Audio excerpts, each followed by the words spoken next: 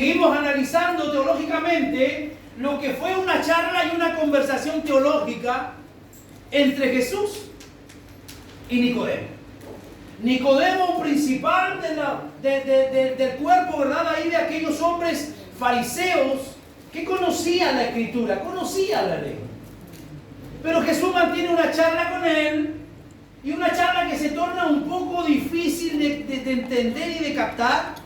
Pero a medida que nosotros vamos estudiando este texto, nos vamos a dar cuenta que no era fácil para Nicodemo entender lo que Jesús le estaba diciendo.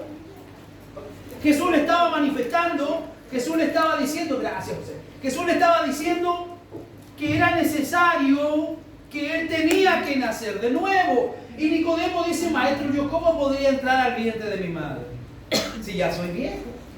Jesús no se estaba refiriendo a ese nacimiento. Dijimos que este hombre vino de noche y se acercó a Jesús y le dijo, maestro, rabí, sabemos que has venido de Dios como maestro, porque nadie puede hacer estas señales que tú haces si no está Dios con él. Y Jesús le responde y le dice, de cierto te digo que el que no naciere de nuevo no puede ver el reino de Dios. ¿Cómo puede un hombre viejo nacer? ¿Puede acaso entrar por segunda vez en el vientre de su madre? Allí quedamos, me parece, la semana pasada.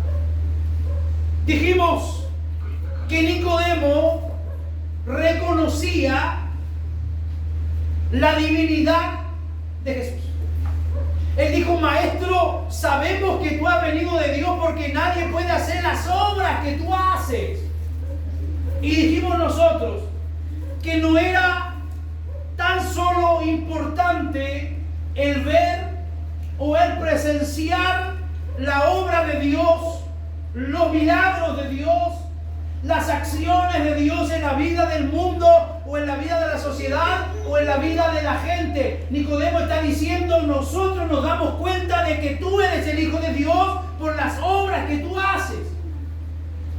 Pero Jesús le dice a Nicodemo, aun cuando tú ves las obras que yo realizo, te es necesario nacer de nuevo. Y terminamos nosotros el domingo pasado diciendo que aun cuando veamos milagros y que aun cuando veamos a Dios obrando en toda su gracia, aún así es importante para nosotros el nuevo nacimiento.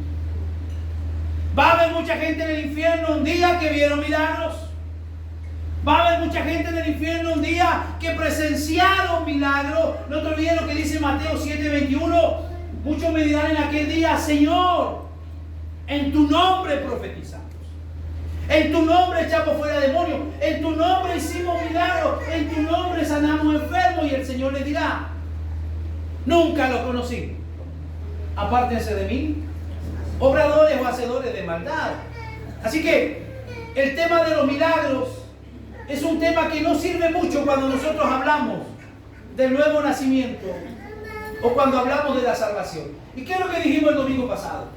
Lo importante no es solamente presenciar, leer o conocer acerca de los milagros y la obra de Dios, sino que lo más importante es experimentar el poder de Dios en cada una de nuestras vidas. Dígale al que está a su lado, tienes que experimentar a Dios en tu vida. Tienes que experimentar a Dios en tu vida. Yo conozco a muchos predicadores, conozco a muchos teólogos, conozco a muchos líderes, hermanos, que hablan muy lindo, pero que sus obras reflejan que no tienen a Dios en su vida. Que Dios no ha hecho una obra real en su vida. Así que no solamente hay que experimentar lo sobrenatural en otros, sino en uno mismo. Así como Dios me cambió a mí, lo puede cambiar a usted. Pero no es lo mismo decir, mira, yo leí que Dios puede cambiar, sino que si Dios lo hizo conmigo, Él lo puede hacer contigo. En otras palabras, Nicodemo ve que el ministerio de Jesús hay mucha actividad genuina. Admite que es de Dios y que hace las obras de Dios. Jesús le hubiera dicho, oh Nicodemo, tremendo, eres te pasaste, Nicodemo. Ojalá todos los demás vieran lo que yo estoy haciendo. Ojalá todos los demás se dieran cuenta de lo que tú te diste cuenta. Jesús no le Jesús le dice, aún así, te es necesario nacer de nuevo. Ver señales y ver maravillas, asombrarse con ellas y dar crédito al hacedor de milagros, admitiendo que viene de Dios, eso no trae salvación a nadie.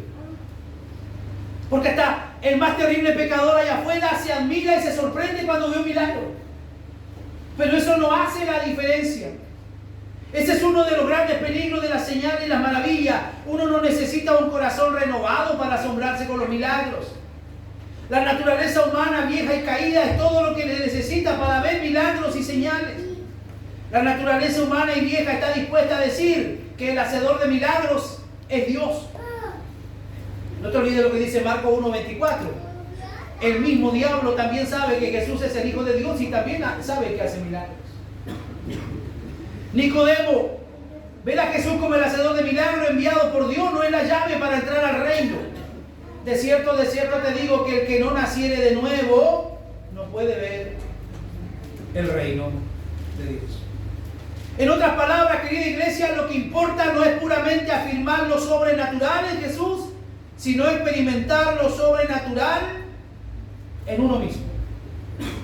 Porque tú y yo podemos ser excelentes conferencistas, podemos ser excelentes motivadores. Porque hoy día se dan muchos mensajes motivacionales en la iglesia. La gente sale prendida, los motivan y los dejan encendidos. Pero la verdad que nosotros podemos dar tremendas charlas motivacionales, pero lo que nosotros realmente necesitamos no es hablar de lo sobrenatural de Dios, sino experimentar en nuestra vida lo sobrenatural de Dios. Decir, sabe hermano, Dios cambia, es fácil.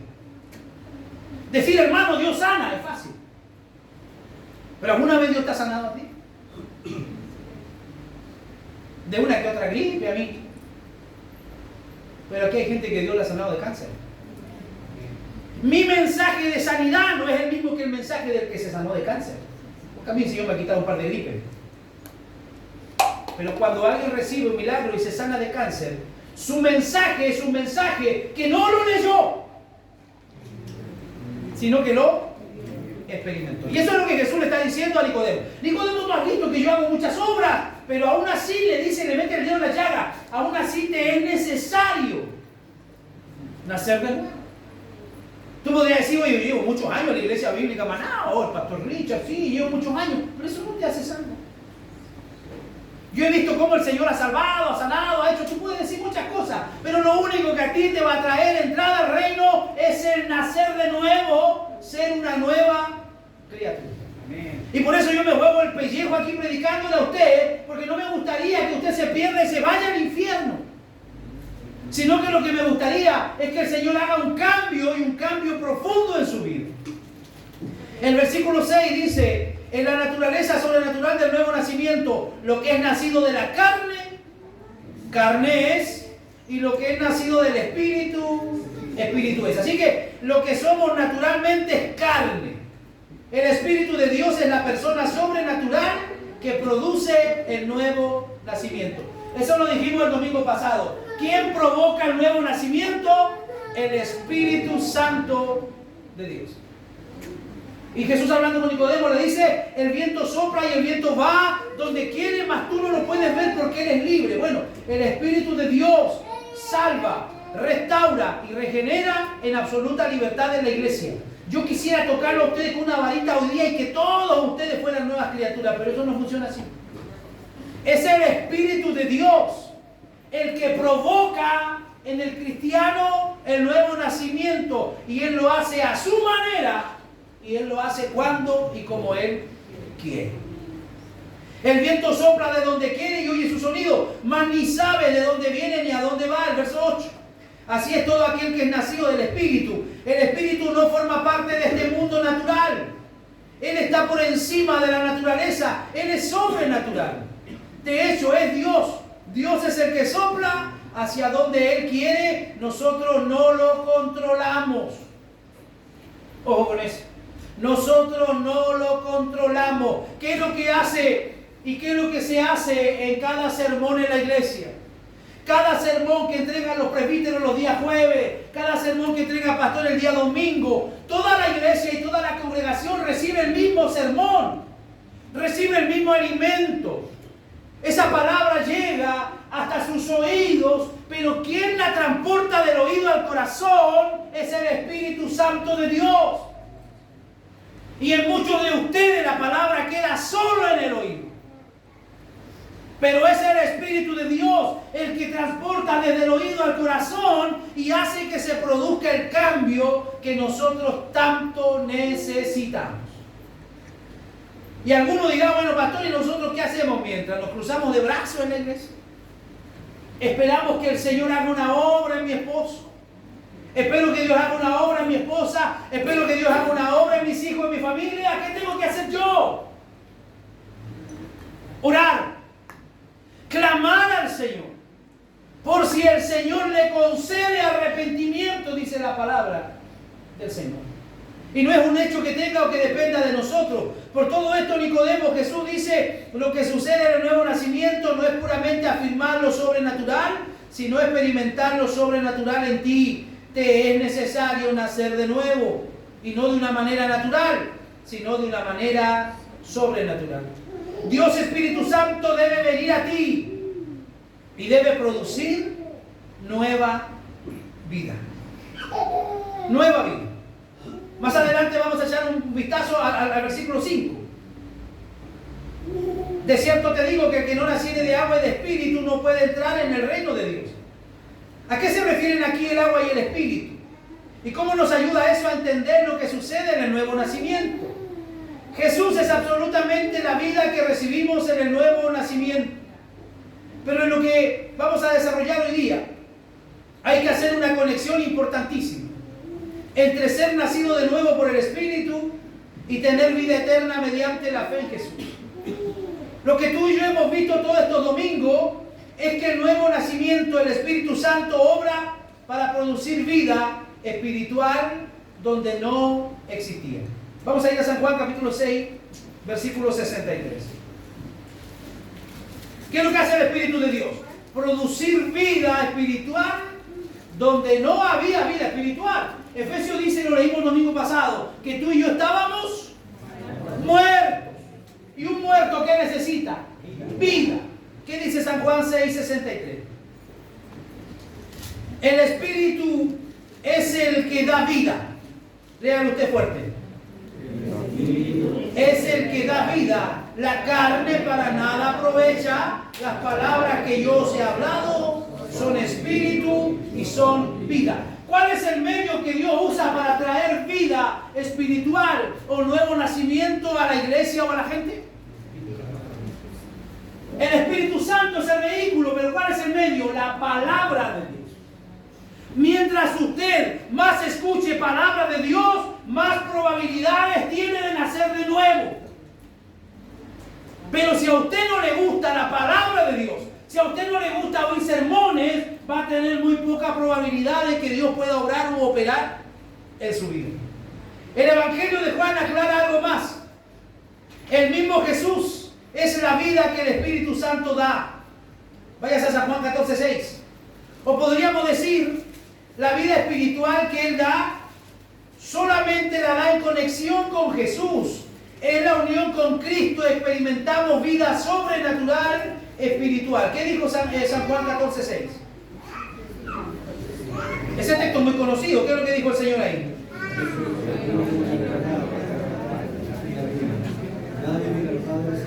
Jesús le dijo, yo soy el camino y la verdad, ¿y qué más? Y la vida, y nadie viene al Padre sino por mí. Yo soy, son dos declaraciones tremendas. Yo soy el camino, la verdad y la vida, y nadie viene al Padre sino por mí. ¿Qué es lo que dice San Juan 6:35?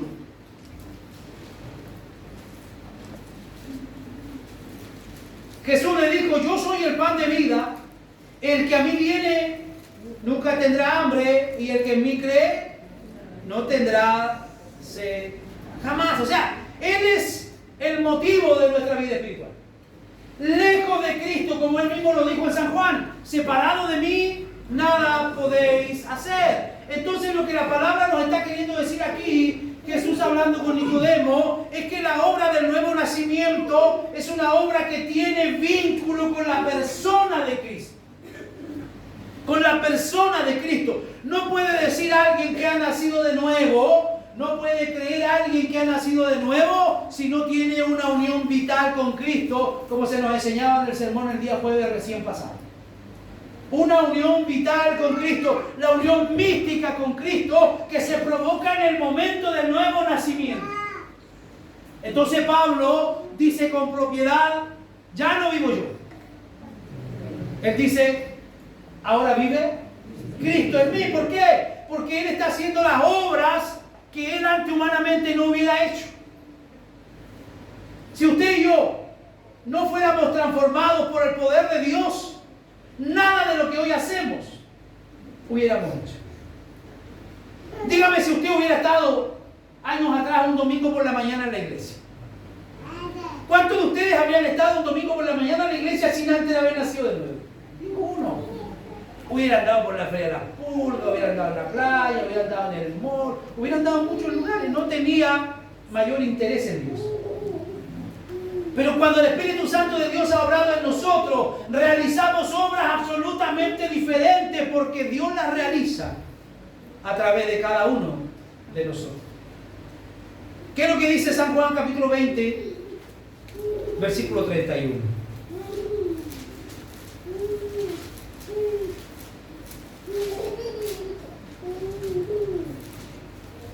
Pero estas se han escrito, hablando de la Escritura, para que creáis que Jesús es el Cristo, el Hijo de Dios, y para que creyendo, ¿qué dice?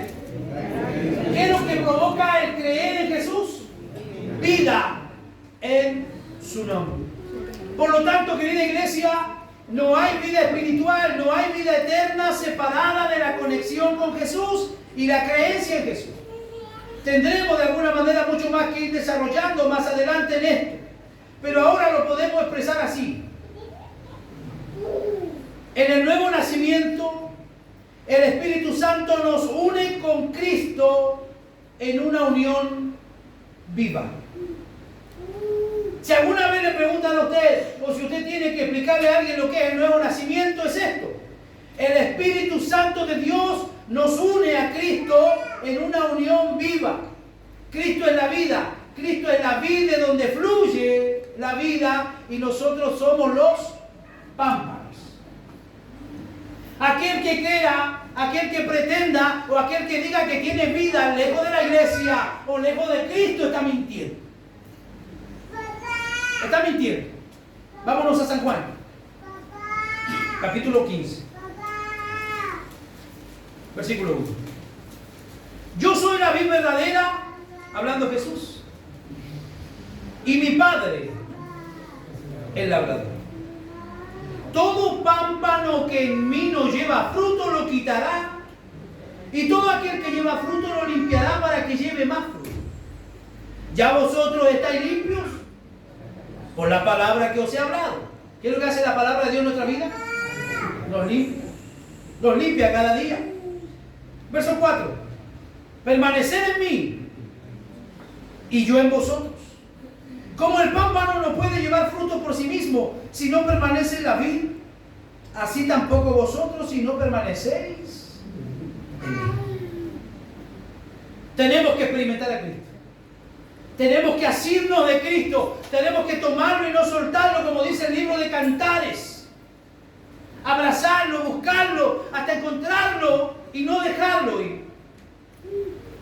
Permanecer en mí, yo en vosotros, como el pámpano no puede llevar fruto por sí mismo si no permaneciere en la vid. Así tampoco vosotros si no permanecéis en mí. Verso 5. Yo soy la vid, vosotros los pámpanos, y el que permanece en mí, yo en él. ¿Qué dice? Este lleva mucho fruto, porque separado de mí nada podéis hacer. O sea, ¿cuál es el resultado de unirnos a Cristo? Que vamos a llevar muchos frutos. Entonces, cuando hay un cristiano o cuando hay un personaje en la iglesia que no tiene mucho fruto, ¿qué te está diciendo eso? ¿Qué te está diciendo? Si alguien lleva años en la iglesia y no tiene frutos, es que no está unido a Cristo.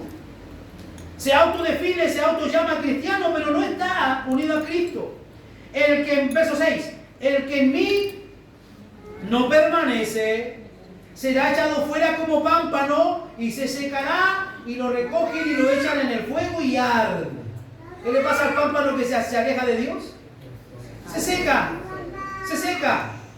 Verso 7, si permanecéis en mí, mis palabras permanecen en vosotros, pedid todo lo que queréis y os será hecho. Ahí está hablando de una unidad y de una paternidad de Dios.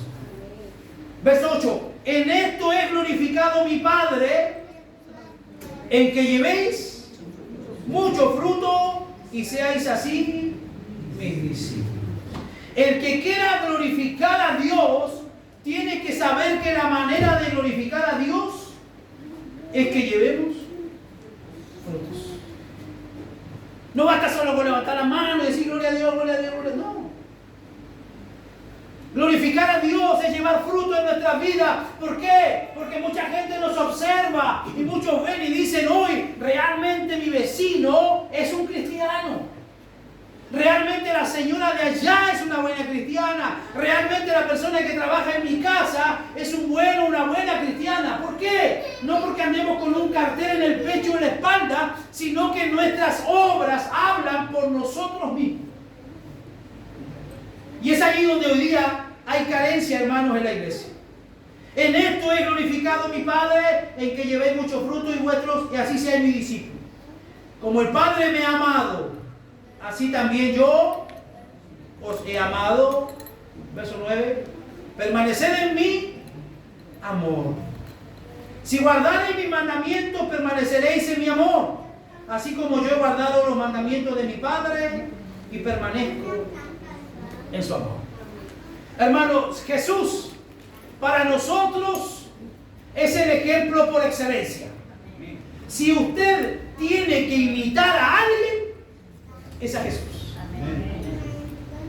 Estuve el miércoles en la Asociación de Pastores haciendo una clase y enseñando a los pastores de Antofagasta acerca de la kenosis. Y tuve la oportunidad de hablarle a muchos de ellos, teólogos también algunos, y llevarlos a este tipo de reflexión. Que de alguna manera el amor de Dios debe permanecer en nosotros y que así como dice Jesús, yo guardé los mandamientos de mi Padre y permanezco en su amor. Si hay alguien a quien nosotros, hermanos, debemos mirar como ejemplo, es a Jesús. Y Jesús ahí en la lectura que hacía mi esposa de la oración, Jesús nos da una clase, una lección a través del apóstol Pablo, cuando él dice, hallen ustedes el sentir que hubo en Cristo. O sea, sienta la iglesia así como sintió Cristo, el cual era en forma de Dios. No se aferró a ser igual a Dios, sino que estando en la condición de hombre, se humilló a sí mismo. Haciéndose obediente hasta lo sumo, dice, en la condición de siervo. Cuando nosotros escuchamos y analizamos la palabra siervo, tiene que ver con la palabra doulos, y doulos significa esclavo. Jesús se hizo al sirviente más bajo que había en la sociedad judía. Jesús tomó la personalidad y Jesús tomó la responsabilidad y el trabajo de convertirse en un esclavo. Porque solamente los esclavos le lavaban los pies a la visita cuando llegaban a una casa. Y como en el aposento alto en ese momento no había un esclavo que lavara los pies, Jesús toma la forma y la condición de esclavo y empieza a lavarle los pies a todos sus discípulos. Por eso Pedro se escandaliza. Pedro dice, maestro, tú no me vas a lavar los pies a mí. ¿Por qué? Porque Jesús había asumido una actitud absolutamente humilde. Fuera de toda autoridad y toda arrogancia, Jesús se hizo esclavo para darnos a nosotros lección. Pregunto, ¿se puede ser más humilde? Se puede. Jesús lo hizo y Él nos dejó lección a nosotros para que nosotros sigamos su pisada. Por eso Él dice en el verso 10, Si tú guardas mis mandamientos, permanecerás en mi amor, así como yo he guardado los mandamientos de mi Padre y permanezco en su amor. Estas cosas os he hablado para que mi gozo esté en vosotros y vuestro gozo sea cumplido. Este es mi mandamiento, que os améis unos a otros, como yo os he amado. Y nadie tiene mayor amor que este, que uno ponga su vida por sus amigos. Vosotros sois mis amigos y hacéis lo que yo os mando. Ya no os llamaré siervos o esclavos, porque el esclavo no sabe lo que hace su señor, pero os he llamado amigos, porque todas las cosas que oí de mi Padre os las he dado a conocer. Y este es uno de mis versos favoritos de la Biblia. No me elegisteis vosotros a mí. Yo no andaba buscando a Dios, yo andaba pecando como un loco. No me elegisteis vosotros a mí, sino que yo os elegí a vosotros. Y os he puesto ¿para qué? Para que te quedes sentado en tu casa. Para que te quedes haciendo zapping. ¿Qué dice el texto? Os he puesto para que vayáis y llevéis fruto. Y vuestro fruto permanezca, para que todo lo que pidierais al Padre en mi nombre, Él os lo dé. Iglesia, tómate en serio este versículo. No me elegisteis vosotros a mí, sino que yo os elegí a vosotros. ¿Cuánto dan gracias a Dios por eso? Amén. Yo siempre digo, cuando enseño, tengo la oportunidad de estar en algún lugar, yo estoy seguro que en mi familia hay gente mejor que yo. Hay gente más dadivosa, hay gente más consagrada, hay gente... Pero ¿por qué Dios decidió salvarme a mí? No lo sé. Ahora le pregunto a usted, ¿por qué Dios lo salvó a usted? Quedamos impresionados, ¿no? Si miramos a nuestro lado hay gente mejor. Pero Él dice, no me elegisteis vosotros a mí, yo os elegí a vosotros y os he puesto para que vayáis y llevéis fruto. Y bueno, estoy hablando de fruto. Algunos se preguntarán y dirán, bueno, pastor, ¿y cuáles son esos frutos? Hablando de alguna manera en conexión con Gálatas, los frutos que fluyen a través de una vida regenerada, los frutos del Espíritu Santo. Si el Espíritu Santo de Dios mora en usted, usted va a producir frutos. ¿Y cuáles son esos frutos?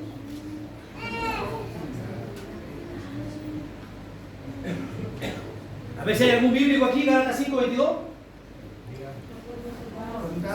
¿Cuáles son los frutos que deben fluir en la iglesia? Amor. Vamos calibrándonos y vamos viendo nuestro nivel. ¿Cuál es el primer fruto? Amor. ¿Cómo estamos ahí? ¿Estamos al debe? ¿O estamos bien?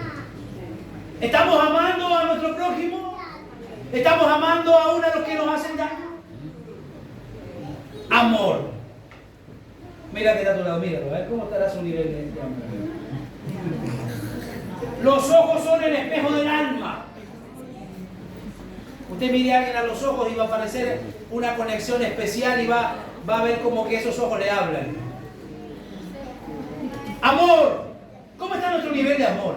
Si hay algo, cuando lo hemos estado hablando y lo hemos estado enseñando de lo que es el progresismo y la cultura líquida, si hay algo que la sociedad de este tiempo quiere inculcarnos, es el individualismo.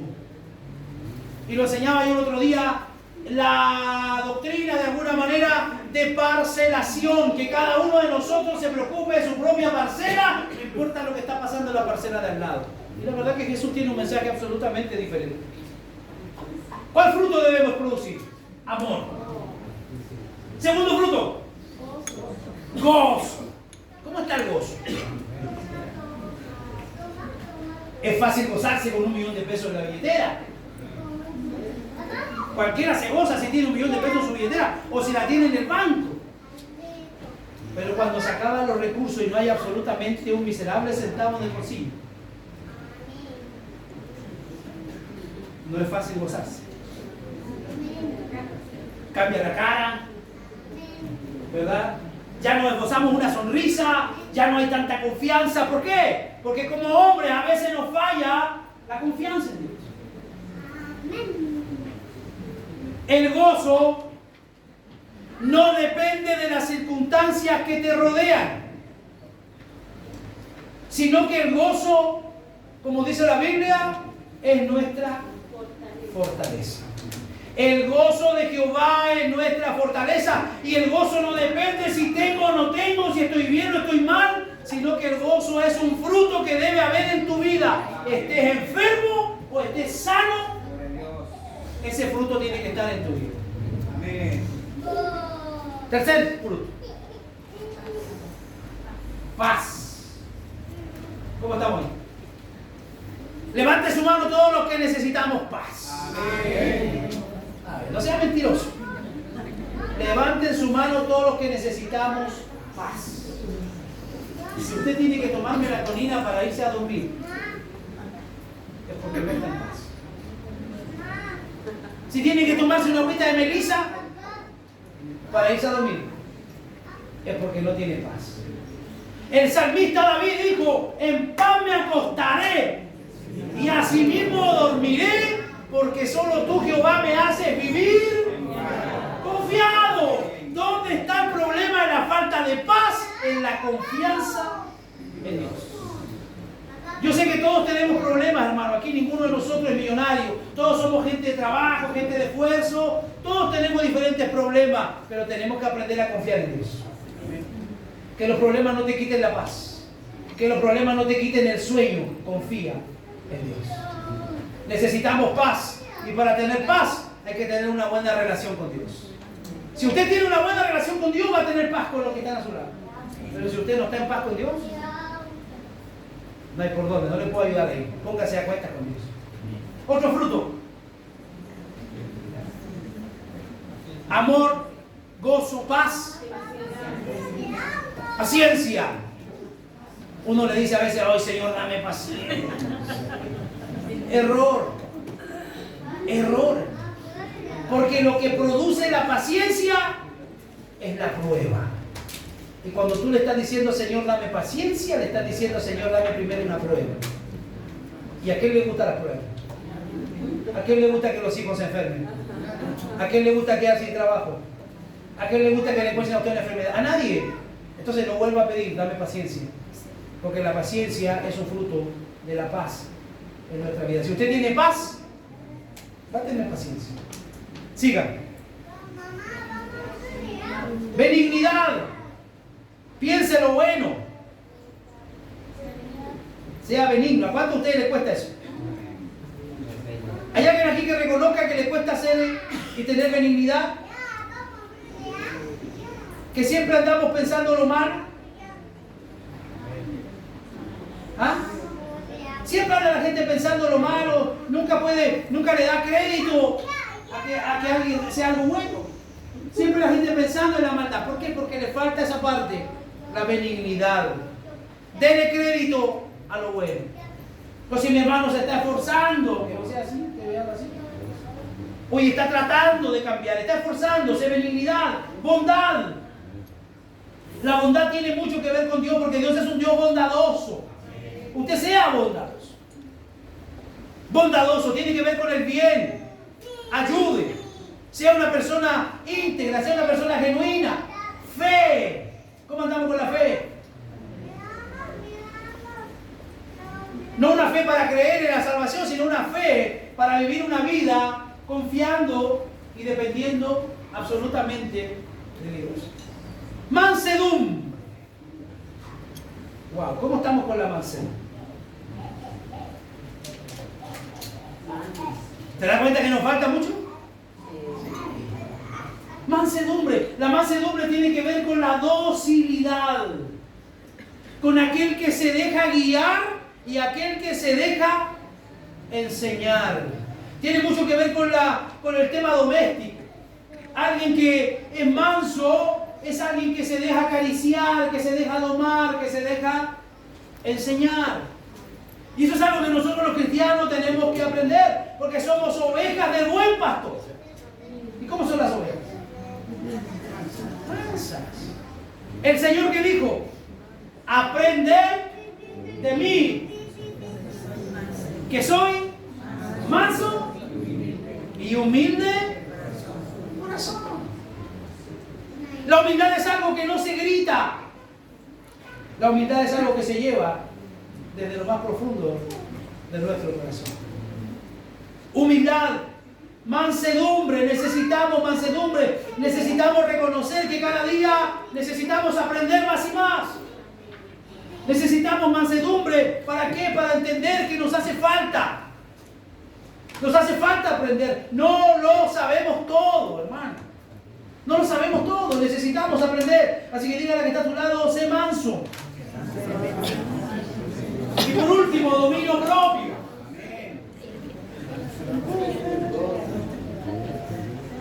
Dominio propio. El dominio propio tiene que ver con esa condición y esa habilidad de poder controlarnos en los momentos difíciles. De poder controlarnos en los momentos cuando el mundo se está derrumbando al lado de nosotros. Tiene que haber dominio propio. Tiene que saber contenerse. No podemos ir por la vida diciéndole a todo el mundo lo que sentimos, lo que pensamos. Tenemos que tener dominio propio. Estas cualidades siempre van a ser el resultado de la obra del Espíritu Santo en nuestra vida. Lo que sucede en el nuevo nacimiento es la creación sobrenatural de la vida nueva espiritual, que se crea a través de la unión con Cristo. El Espíritu Santo nos lleva a una conexión vital con Cristo, que Él es el camino, la verdad y la vida. Y esa es la realidad objetiva de lo que sucede en el nuevo nacimiento. ¿Crees que voy a quedar hasta aquí hoy día? Desde nuestro lado, desde este lado de la eternidad, lo que experimentamos es que la fe en Jesús se despierta en nuestros corazones. La vida espiritual y la fe en Jesús van a suceder juntas. La vida nueva hace posible la fe, y puesto que la vida espiritual siempre despierta la fe y se expresa a sí mismo en fe. No hay vida sin fe en Jesús. No puede decir alguien, yo voy a ir al cielo y el cielo me está esperando, si antes no ha puesto su confianza en Jesús. Y lo ha reconocido como el único medio para ser salvo. Porque nosotros solos no podemos salvarnos. Eso sucede desde este lado de la vida, de la eternidad. El Espíritu Santo de Dios viene, mora en nosotros, hace una obra y nos conecta con Cristo. Eso es lo que sucede desde este lado de la eternidad. Pero ¿qué es lo que sucede del lado de Dios?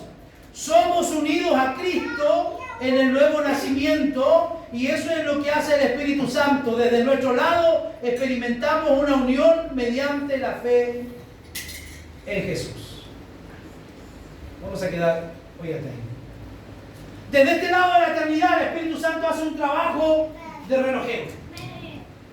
Hace un trabajo de joyería en nuestro corazón y nos une con Cristo. ¿Cuándo? No lo sé. Porque el apóstol Pablo dice que esto es un misterio. Es todo un misterio. ¿Cuándo Dios me salvó? Yo no lo sé. ¿Cuándo Dios me regeneró? No me di cuenta. Pero mi confianza está en que Dios me regaló y que Dios me dio la salvación. Porque los frutos del Espíritu Santo deben estar evidenciándose en cada una de nuestras vidas. El apóstol Pablo dice que esto es todo un misterio. Y Pablo lo compara y hace la comparación entre Cristo y su iglesia. Entre Cristo y su iglesia. Y también luego la compara con la relación que se da en el matrimonio, que es todo un misterio. ¿Cómo se logra? ¿Cuándo se logra esa unión? Solamente el Espíritu de Dios lo sabe. El momento que actuó en tu vida, el momento que actuó en tu vida y el momento en el cual va a actuar en tu vida para traerte regeneración y para hacer que seas una nueva criatura. Oremos al Señor.